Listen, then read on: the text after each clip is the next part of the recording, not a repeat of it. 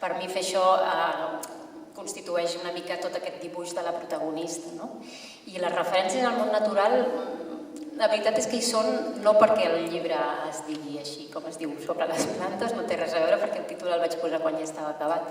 però sí que a mesura que vas construint la novel·la li vas construint un entorn, i sobretot arran del personatge del pare, que és un amant dels ocells,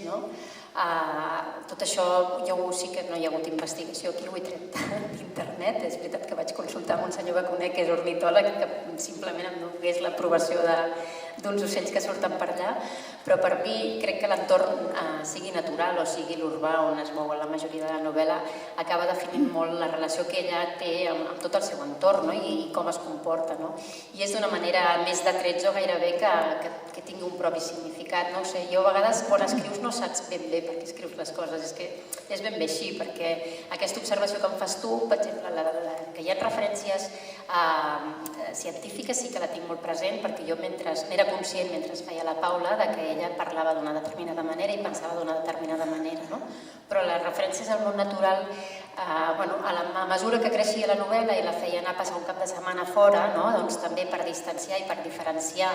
el món urbà d'aquest repòs rural on ella fa com un punt d'inflexió, quan se'n va al cap de setmana amb el Quim a la muntanya hi ha un punt d'inflexió en el personatge, ella entén que ha d'estar sola, llavors crec que la natura allà té un paper molt important, aquest retrobament amb ella mateixa té a veure amb aquesta calma, amb aquest silenci que no troba a la ciutat potser, lluny de la feina, per exemple,